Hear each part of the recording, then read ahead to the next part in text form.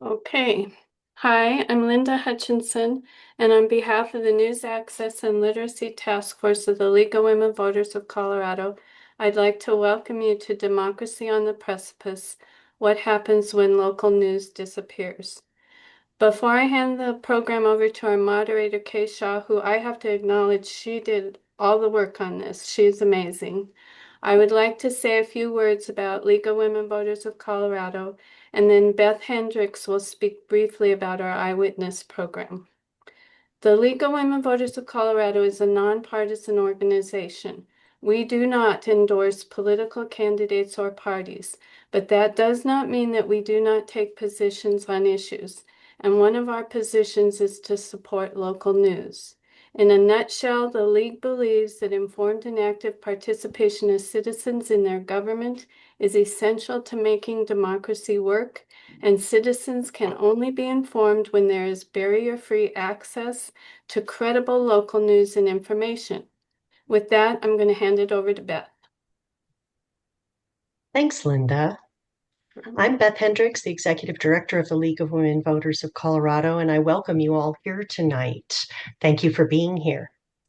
LWVCO's Eyewitness program takes the League's long-standing Observer Corps program, our foundational government watchdog program, where League volunteers attend governmental meetings and ensure that democratic values are followed, including Colorado's open meetings laws and other general democratic values. Eyewitness program takes these observers and partners them with a local news outlet for wider distribution of these observer reports, allowing a local news outlet to send a reporter elsewhere. And while still allowing the paper to report on the happenings of this governmental body, whether it be a city or town council, a water board, a, um, a budget committee, a board of county commissioners, whatever the league and the news outlet partner decide needs to be covered. So we're really excited to offer this program. We think it will help to shore up local news and while providing additional civic engagement opportunities for league members and the general public. I'd be really happy to provide you with additional information about that. I'll put my email in the chat, and thank you, and I will hand it back to Linda. And I'm going to hand it over to Kay. Okay, I'll get started right away. We'd like to begin tonight by having a discussion following. I hope most of you had the opportunity to read Stripped for Parts, American Journalism on the Brink. And we will hope that you've had a chance to review it. But if you haven't, we're going to give a little background, and I think that'll kind of help those of you who have not had the opportunity.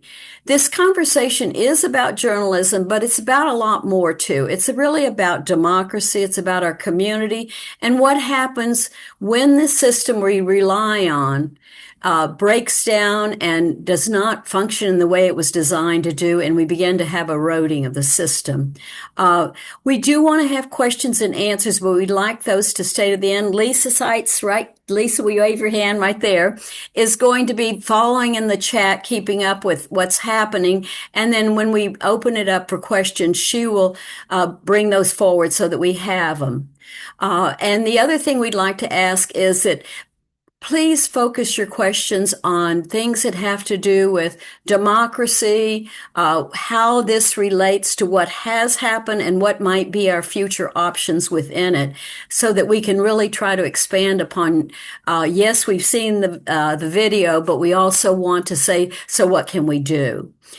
For those of you who have not had a chance, I'd just like to refresh a little bit about the documentary. The documentary centers on the dynamic dismantling of the Denver Post newsroom when it was acquired by a hedge fund. The staffing was cut again and again, and at that time, journalists had to decide whether they were going to stay or whether they were going to leave. And they made a very public statement by their decision to walk out.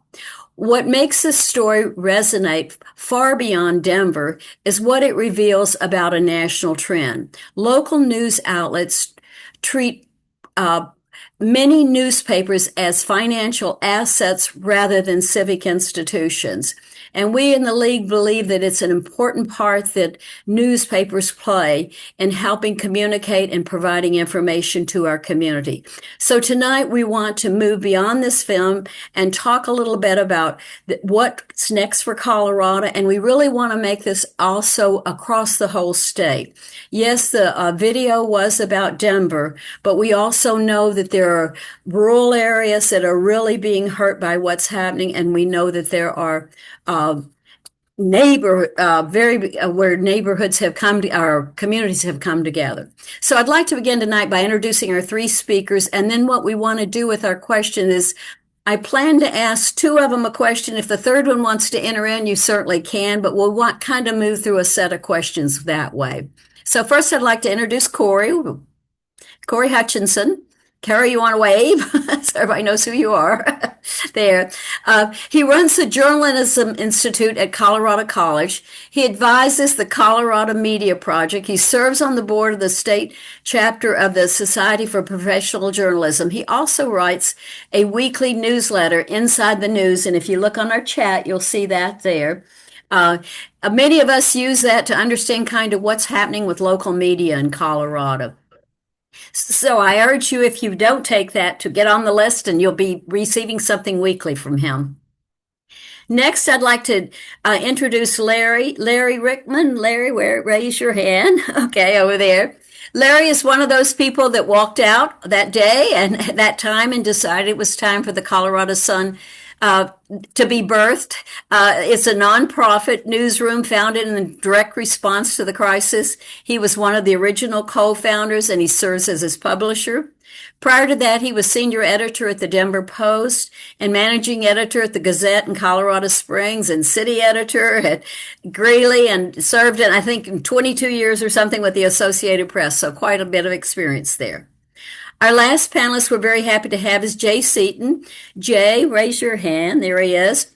Jay is the publisher of the Daily Sentinel in Grand Junction, and he manages, I think, a great combination, a group of radio stations serving the Grand Valley that the Sentinel acquired in 2018. In addition to this, Jay serves on various state task forces and is extremely active in other efforts on the Western Slope. Prior to that, his media work, Jay worked as a corporate and commercial litigator. So I imagine all that probably comes in handy these days, the way the world is. So thank you all for coming, and we'll just start with our questions and get us going. The first question really has to do with one of the most haunting things or takeaway from the documentary itself is what disappears or what significantly is diminished, what actually changes for communities and small towns, and what does the loss of democracy, accountability, and people's ability to participate in civic life, how does this change when our newspapers are either dismantled or completely lost? Jay, you want to start because I know you kind of have a view of the state, and feel free to add other things as you talk that might background information and information that might into the chat. Yeah, thanks, Kay. I mean, it's right to the heart of it. You know, I mean, the story that everyone knows, I think, is that newspapers have lost about, at this point, about 90% of their advertising revenue. And that advertising revenue is what supported our mission and supported the newsrooms, and in fact, supplemented subscription rates so that subscriptions could stay very low. So as that revenues declined, we just chased those declines with expense cuts, and the places to to cut really what most newspapers saw were the newsroom. So, our newsroom is less than half the size that it was when I came here in 2009. And frankly, it's about a quarter of the size it ought to be. We're down to 11 people in our newsroom, or 11, people on the actually doing reporting work. So that's an obvious impact. But the other thing that gets lost is our watchdog role, our ability to go fight the local government, when they, roll up the windows on an open records request, or they disagree with us about, what personnel records should be available, that kind of thing. It's hard to fight them. We just don't have the wherewithal that we had at one point to file those lawsuits. And so all we can do is sort of pound the table, try to embarrass them in the pages of the newspaper, which can be effective.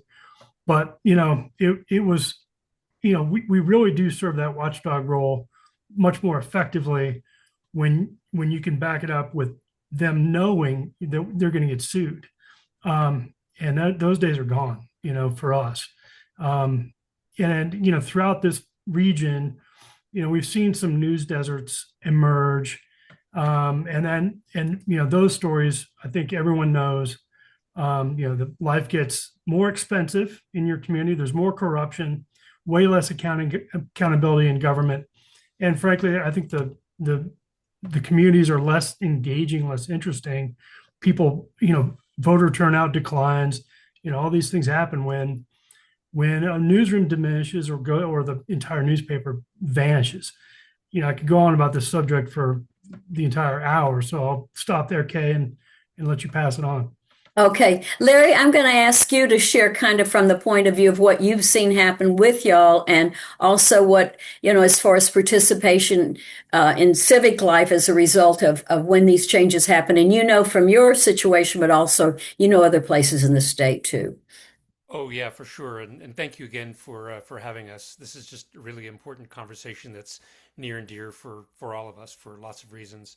What's happening in Denver and in Colorado is not unique to our state. It's happening all across the country, and it's certainly happening all across our state. Corey can talk with probably more authority than me about how many newspapers we've lost, both in the state as well as around the country. And, while that's sad for journalists, I'm sad. It's sad to see anyone lose their job, whether it's a restaurant or a factory or whatever it might be. Newspapers are not like those other things. When newspapers go away, journalists, at least the journalists I know, are usually smart people who go off and find other jobs. Sometimes they get a pay raise when they get out of journalism and go do something else. But, who is left to hold politicians accountable, to hold the powerful accountable, to watch what's happening with the police, to tell the good stories, to celebrate people doing good things in our communities.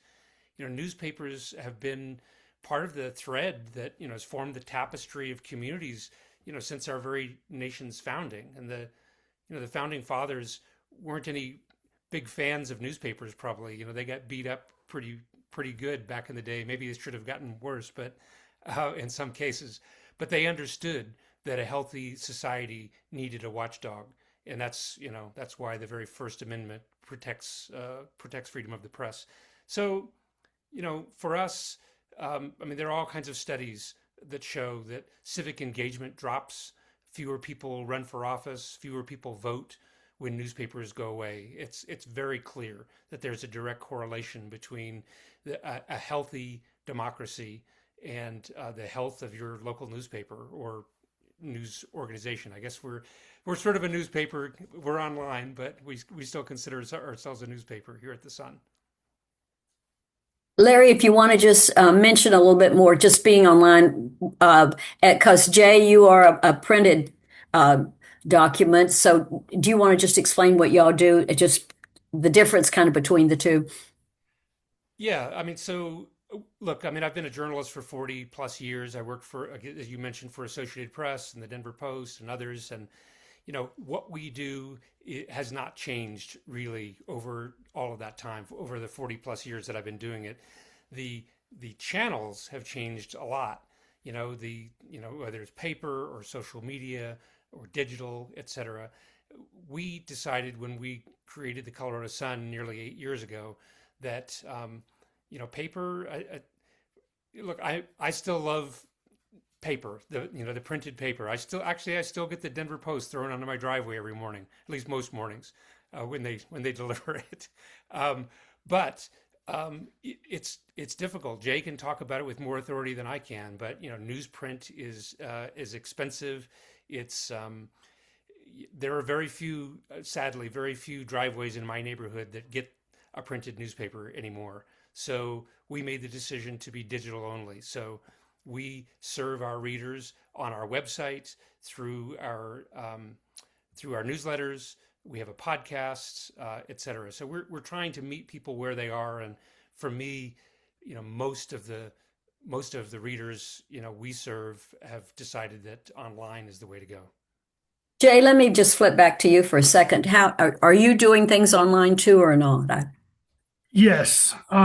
In fact, we have reduced our print product to 2 days a week. And the other 5, we have an e-edition, a print replica. And so we try to get people in the habit of feeling like they're opening that paper every single day. But only 2 days it's actually print. And like Larry indicated, it is a very expensive proposition to print, produce, and hand deliver thousands of newspapers in a community like this. It's a 19th century business model, and it's insane that we still do it in 2026. But as Larry said, you got to meet people where they are. And in this community, they still want the printed newspaper. And there are also some things that must appear in print, like legals.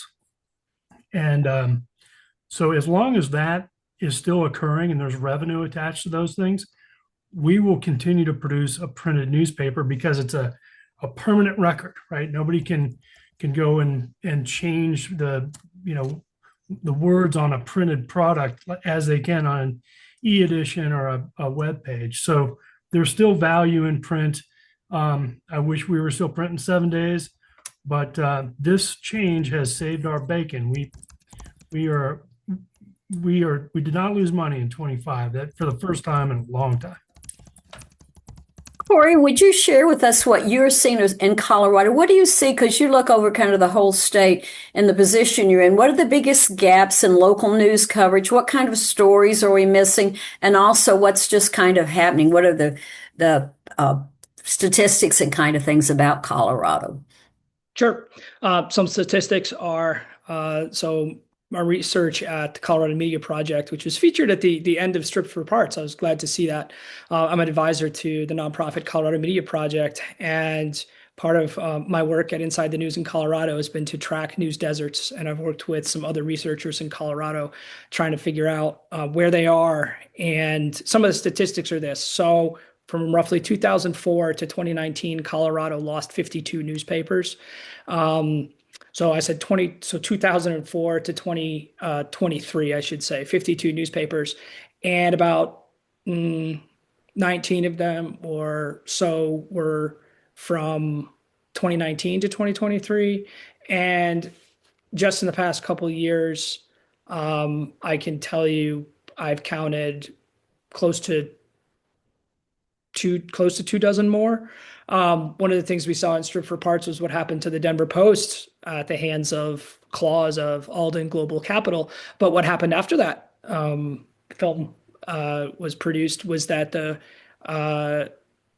hedge fund shut down 2 newspapers on the Eastern Plains. So not just laid reporters off, but shut them down.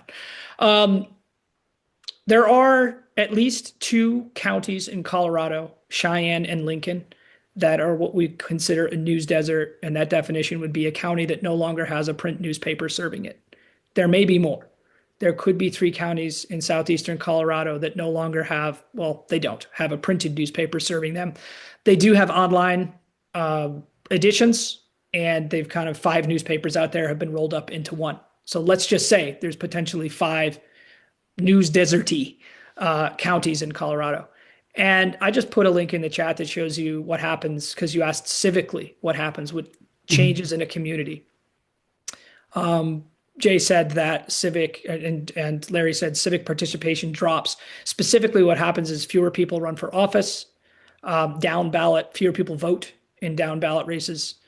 Municipal bond rates can rise. Pollution can actually go up. Corporate malfeasance and political corruption can thrive when you don't have somebody in those city councils and county commissions keeping politicians on their toes. It's easy to sometimes maybe read a study like that and think of it abstractly, but let's get concrete. I'll tell you what happened in Cheyenne County after 2022 when that county lost the range ledger. My students did some research to see what might have happened afterwards. And what they found and reported for the first time was that nobody ran for mayor and the town canceled its election and just appointed somebody from the city council. A nearby paper, the Kiowa County, if I'm pronouncing it right, Independent, saw that article, saw that piece that my students wrote, and decided to investigate further and found that it might be happening in more cities, or not cities, in more towns and municipalities out on the Eastern Plains where there seems to be an epidemic or a colony collapse of newspapers disappearing. So that's what happens. And as I put in the chat, you don't have to read all those. I'll just save you some time. You don't have to read all those studies. I'll just tell you it's bad.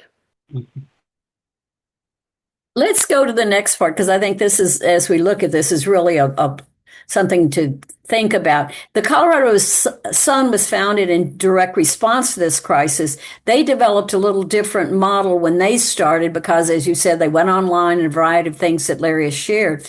But there are also other models out there that we might consider. And I'd like for each of you to think about this, about what other ways can we share resources or approach things actually that might give us some kind of hope. Larry, you want to start with your thoughts and then we'll go to someone else? Yeah, I mean, look, there's a lot to mourn. I mean, Corey shared, numbers that are just a gut punch to all of us who care about democracy and journalism. But I'm filled with hope and optimism about what I'm seeing across the country and here in Colorado as well. I mean, yes, print is expensive and maybe the jury is out on that at least for now.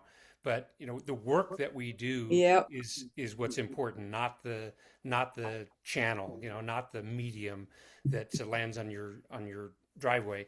So we've seen digital startups pop up around the country here in Colorado as well. And journalists doing good work. The challenge, however, is that, and we could talk about bloggers who are doing good work and one-person shops, who are covering their city councils or whatever. And I'm thrilled for that. I'm applauding them. We need more journalism, not less. But the challenge for us collectively, as people who care about democracy, is there is something lost when you lose the heft of the large metro newspapers, whether it's the Denver Post or the Greeley Tribune or the Pueblo Chieftain or whatever it is. Those papers, in their heyday, and some of them still have the resources to be able to go to court, to hire lawyers, to fight for public records, to fight for open meetings, to truly challenge the establishment. And that's not cheap, I can tell you, as a guy who writes checks to lawyers.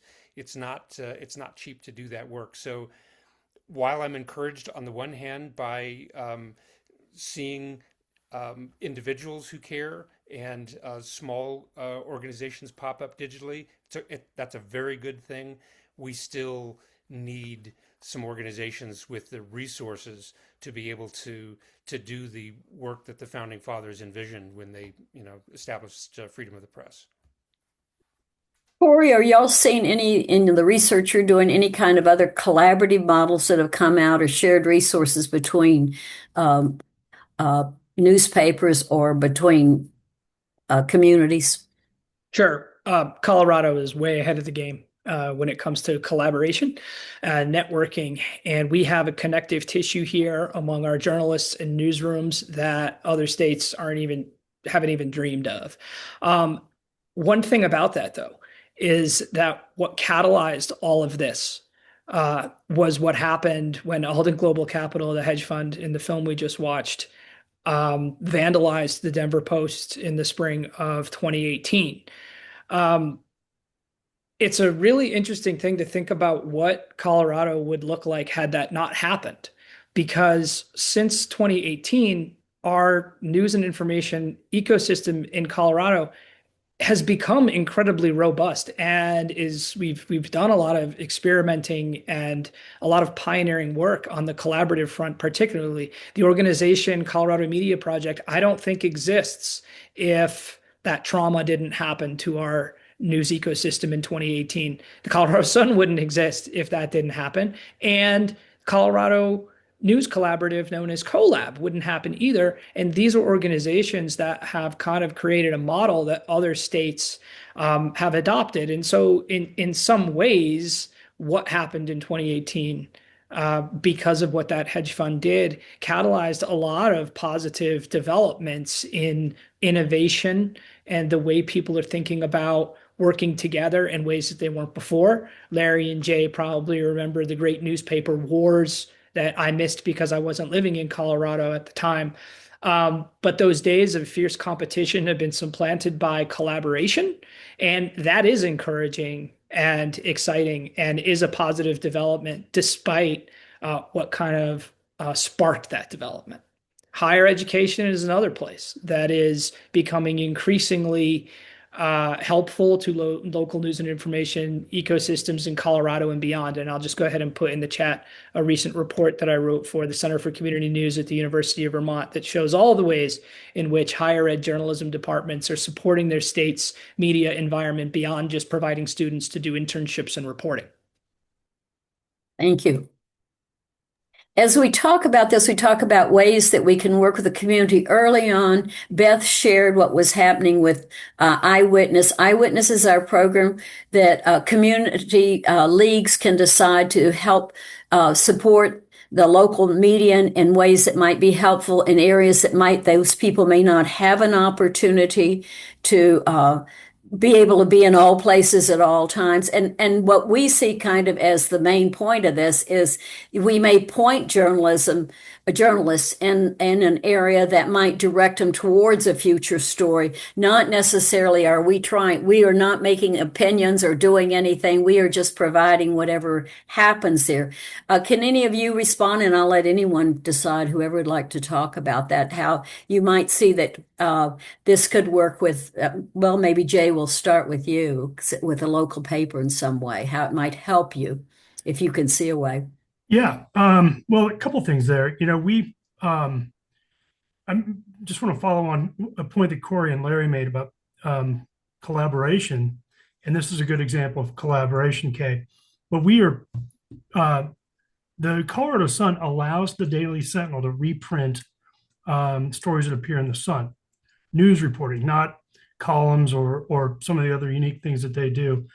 And what's great about that is that the Sun is focused on things that we really can't do, which is more enterprise journalism, asking the whys, looking at bigger issues when we are out like trying to cover city council.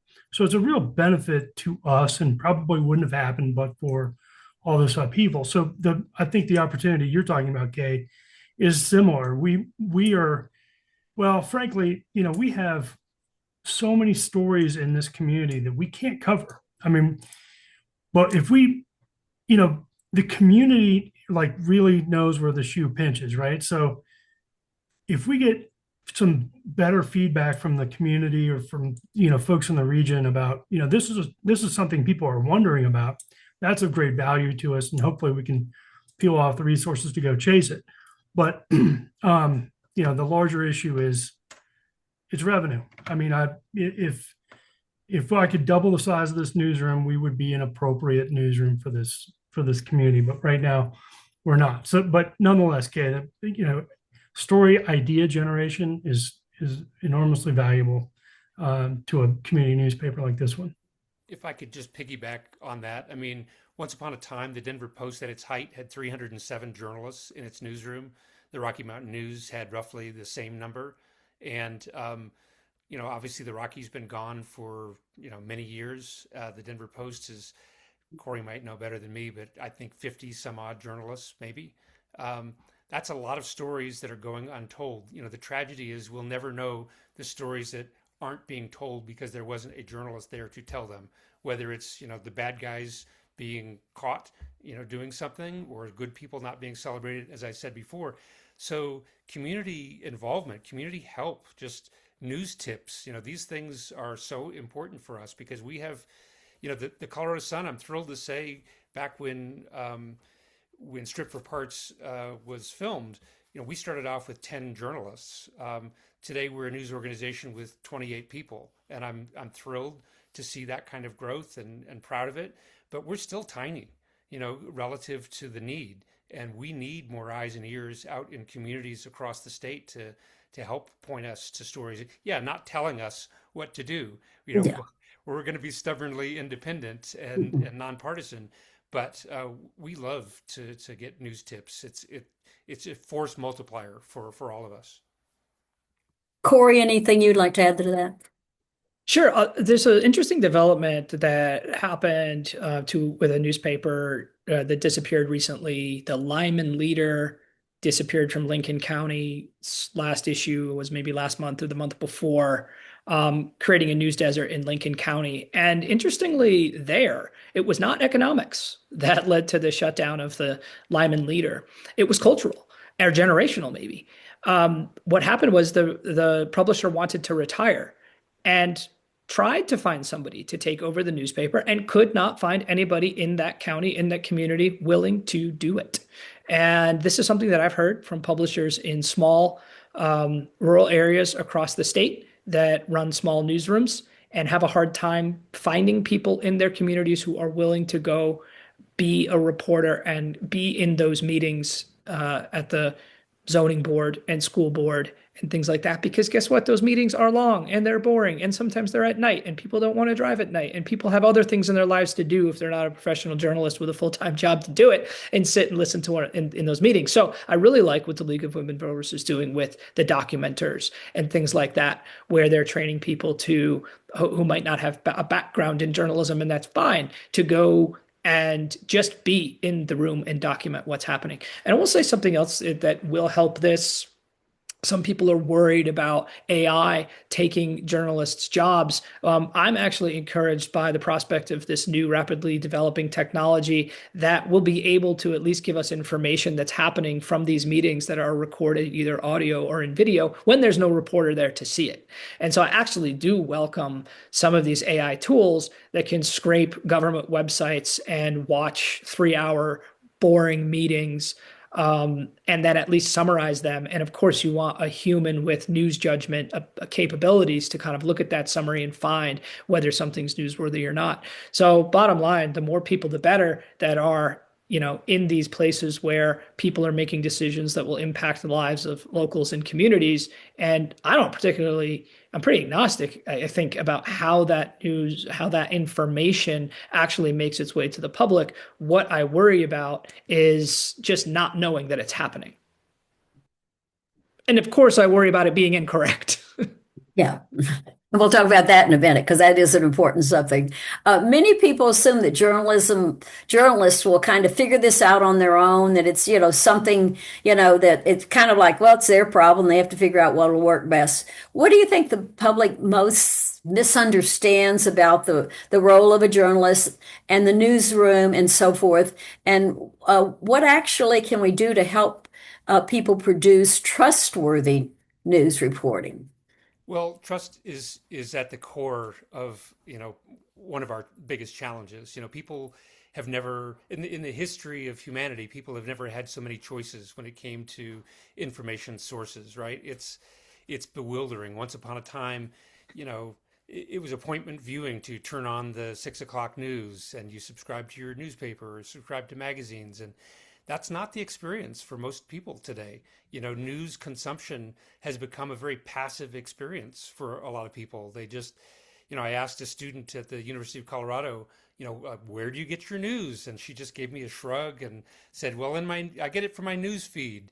And like, well, I don't know what that means exactly. And I got what she was trying to say, but the point is that for her and for many others, it's just a very passive experience. They get it from social media because they don't, in some cases, they don't know whom to trust. They don't know where to turn to for trusted sources. By the way, that's another documentary you guys might want to consider watching. It's called Trusted Sources, also shot by a Colorado filmmaker. So at the Colorado Sun, we've leaned hard into that. We show our work. We partnered up with a national nonprofit called the Trust Project, which has certified us. We had to jump through several hoops to get that certification from them. We show our work. When we make mistakes, we make it easy for people to find, what we did about it, and that sort of thing. So trust is an important element for us. In terms of, we're left on our own again. Look, it's like the old Benjamin Franklin might be apocryphal, comment about, a republic if you can keep it. You've got journalism if you can keep it. We need your support, and I don't just mean the Colorado Sun. I mean all of us. And the choices that you make to either be a passive consumer of news and to accept what the algorithms decide to give you, or to be proactive about it and to go out. It can be a lot of work to go out and find trusted sources and ask questions. How does the Colorado Sun know what they say here? Do they cite their work? Do they provide links? Those kinds of things. So it can be a lot of work, but it's worthwhile. And I think that that's what everyone can do. Obviously, Jay talked about the finances. All of us, while we have no paywall at the Colorado Sun and our news is free to read, you can read us all day long, and we give our content to Jay and to many other news organizations around Colorado because we feel like news is a public good and everyone deserves access to it, whether they can afford to pay for it or not. It's not free to produce. It's expensive to do this work, to travel around the state. So support trustworthy news wherever you can find it. But even if you can't afford it, there are other ways to help. Sharing stories, telling your friends and neighbors and family about good stories that you found. All of those things are helpful to all of us. Corey, I know that you've, with your students, there's a lot you do about trustworthiness and trying to help them find good sources. Maybe share a little of that. Sure. So what I tell my students is that they have to pretty much take every little piece of content that they see on its own terms all the time and learn to evaluate it themselves for whether it's trustworthy, reliable information that might or might not be journalism.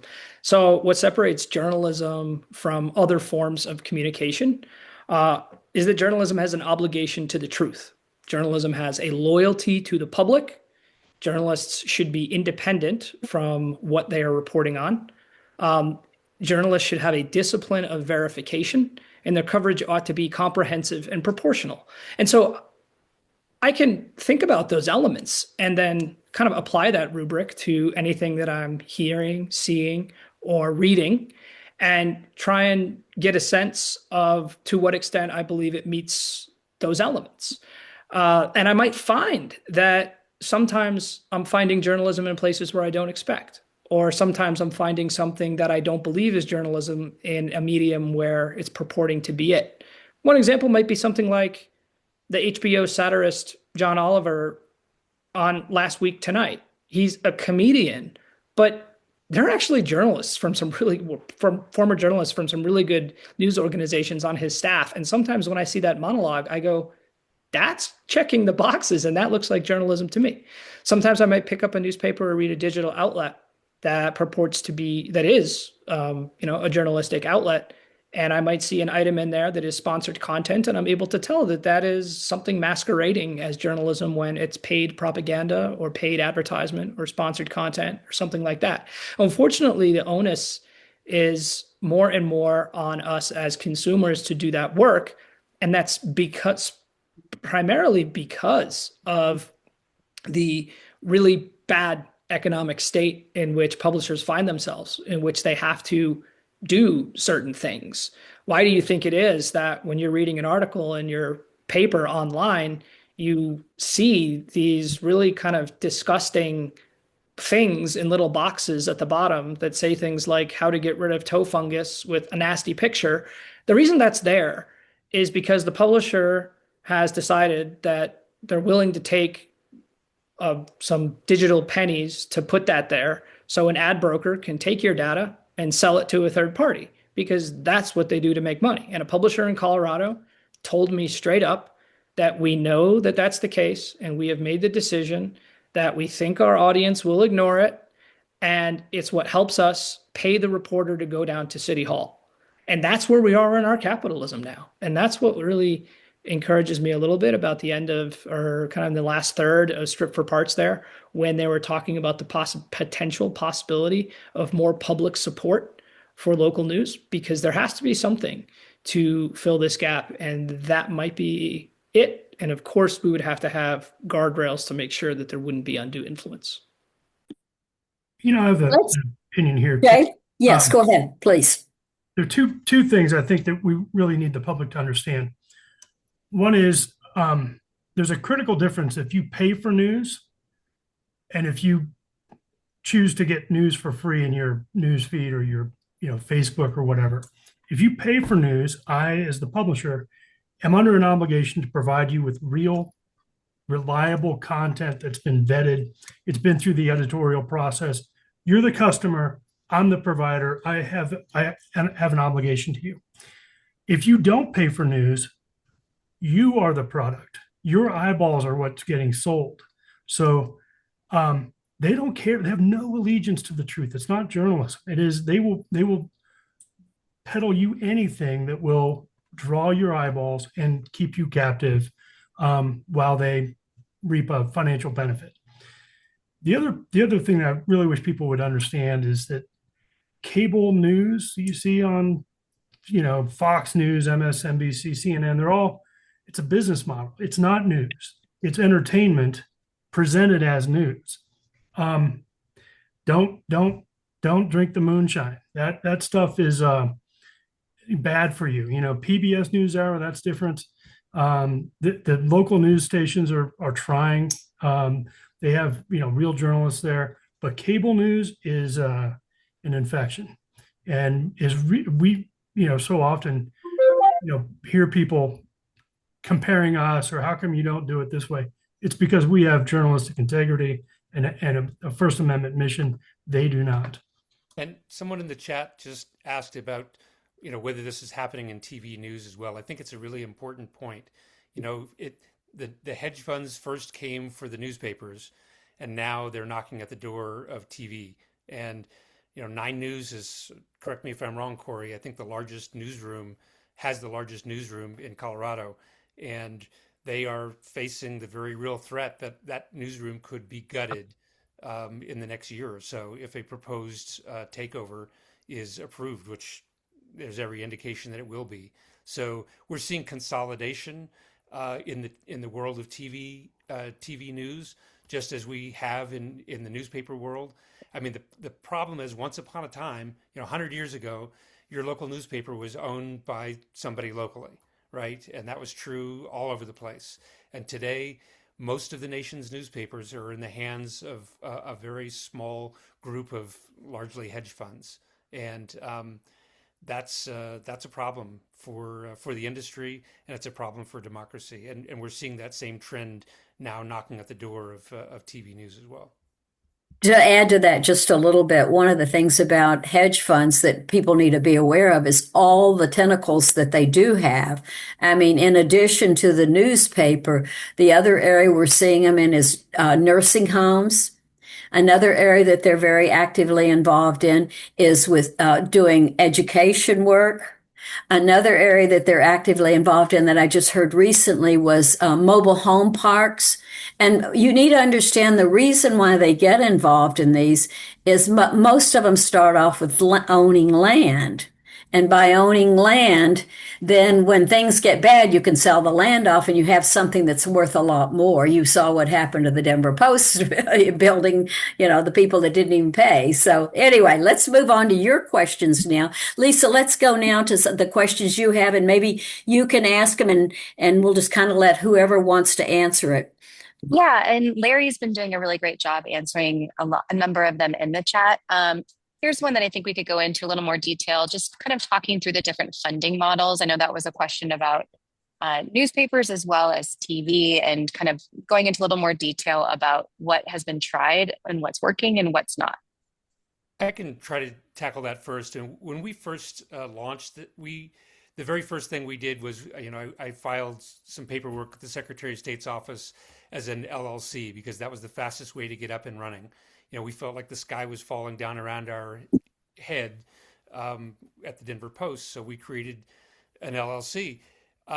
We quickly, realized that didn't really reflect our values and why we were doing this. I mean, there's nothing wrong with making money and making a profit, but that's really not why we created the Colorado Sun. So we transitioned to becoming a public benefit corporation, which is still a for-profit entity. I won't get into all the weeds of that, but eventually we just decided, you know what, we're going to really lean into who we are and why we're doing this. We became a nonprofit. And to me, it has worked for us. I think it's been a very good thing for us to transition to being nonprofit.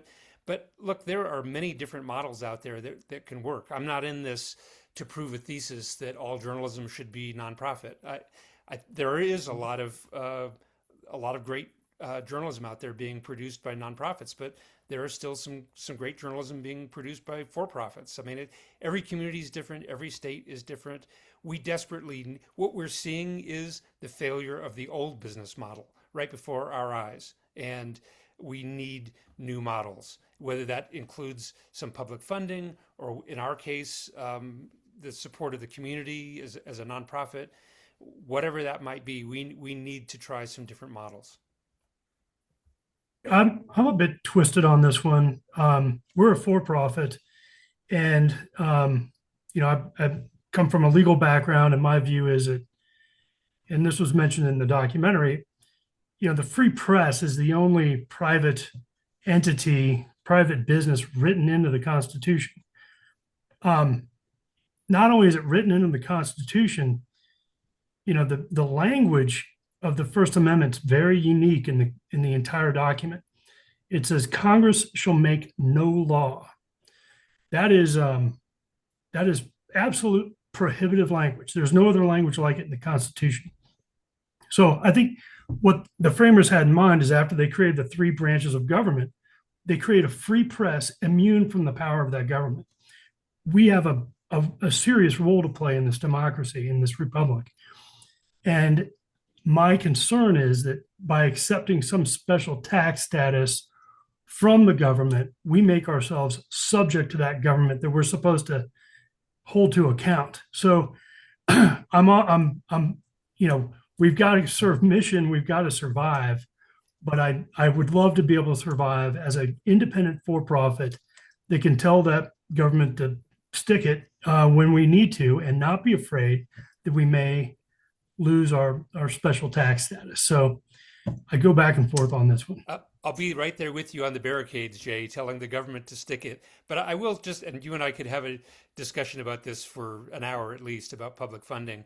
I will say that newspapers for at least 100 years or something have been getting public funding through legal notices. And that is just another form of government support. I'm honestly not exactly sure where I stand on the question of public funding. It's an interesting debate, but.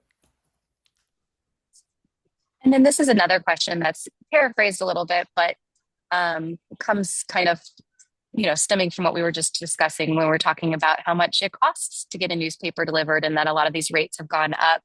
Is that a barrier that excludes a good number of community members?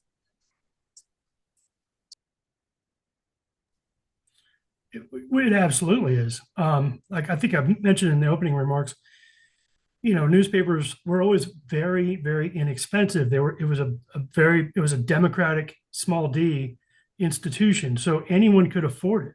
But now we have to charge what it actually costs us to print, produce, and hand deliver a paper product around. And you know what it costs to order a Uber Eats or a DoorDash. We figured about $1.70.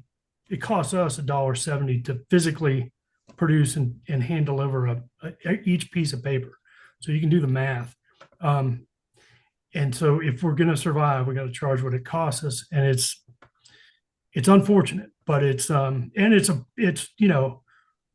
we're cutting staff, we're raising prices, we're cutting content. That's the recipe for a death spiral. We need a better way. So we've gone to 5 days of digital only.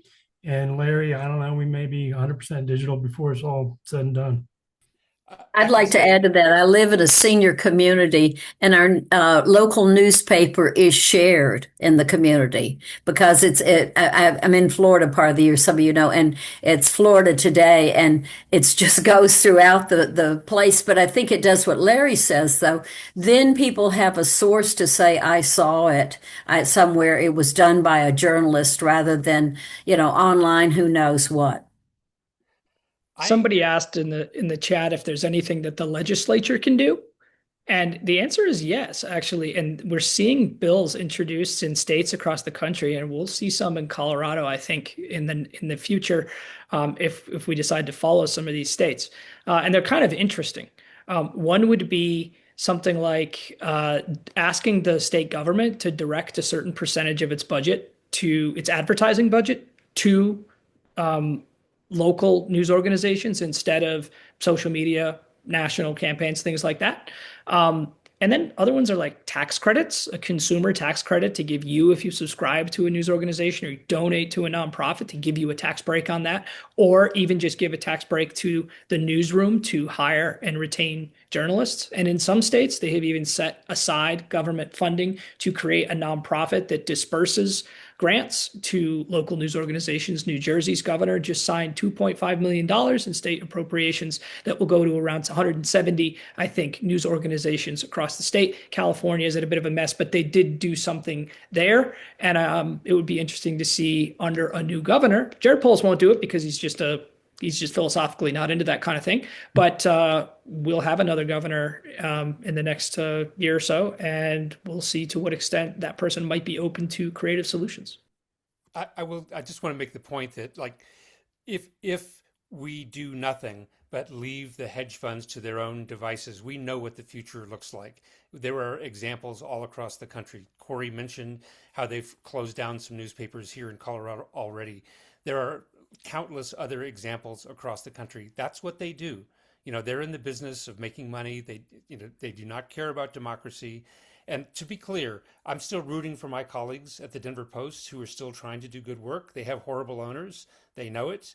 I really hope that Alden Global Capital decides to sell the Denver Post to somebody who cares about Colorado. But that was not a plan for me as an individual or as a citizen. To me, I had a choice to either stay and help a hedge fund dismantle that newsroom or to go do something different. So you have choices as news consumers as well to do something different or to allow the hedge funds to write the narrative. Lisa, do we have any more questions before we just about wrap up? We have one question from Peggy asking about editorial pages. If your local newspaper doesn't have a letter to the editor, does it make sense for citizens to come together and create their own kind of conversation around that? What do you think about that? And does that kind of get into the conversation around what to trust? Jay, do you want to take the first swing at that? Yeah.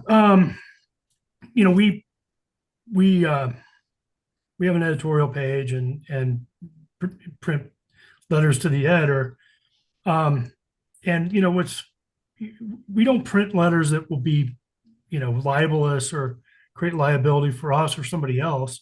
And the issue is that, if there's an online forum or some other, medium for that type of thing, they don't have those same editorial controls. And so, and there's Section 230 of the Communications Decency Act, which protects these internet service providers like Google and Facebook, who are deemed to not be publishers somehow, from any kind of libel or defamation liability.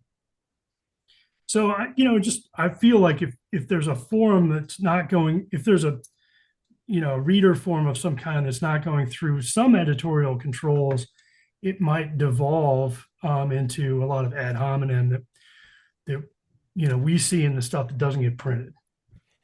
We made the decision at the Colorado Sun to be nonpartisan, to not do endorsements, to not provide the voice of God, and tell you what to, how to vote or any of those kinds of things. However, we do share opinion content. I feel like that's part of our public mission to provide a public square. We're Coloradans. We're a big, diverse state, and that's a great thing.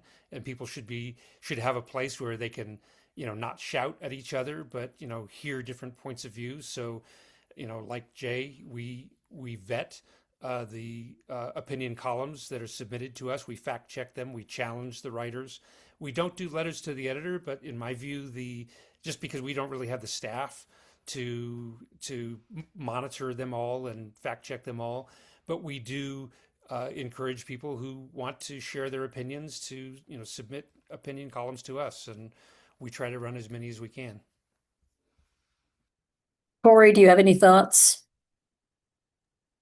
To end, I'll just bring it back to Alden Global Capital, the hedge fund featured in Stripped for Parts. One of the things that I don't remember seeing in the film, maybe it happened after he had already finished it, is that Alden Global Capital told its newspapers they could no longer endorse in national races.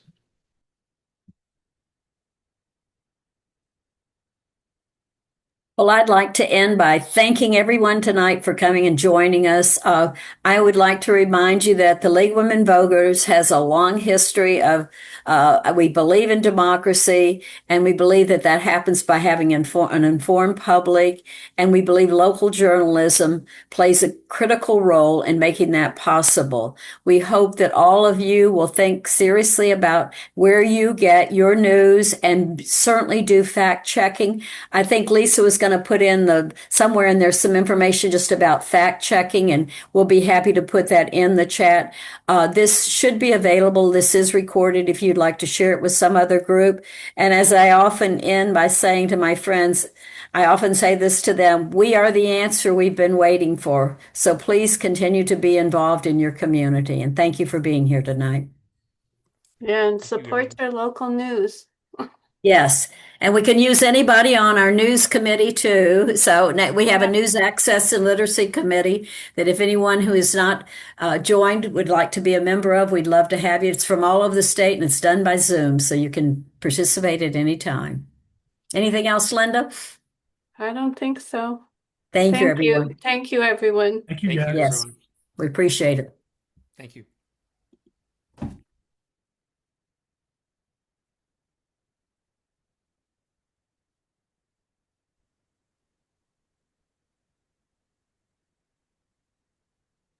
Thank you. Yeah, I guess I end it, right? Bye. Thank you, Bye-bye. Kay. Sure. Thank you. And Debbie, good night. yeah, bye.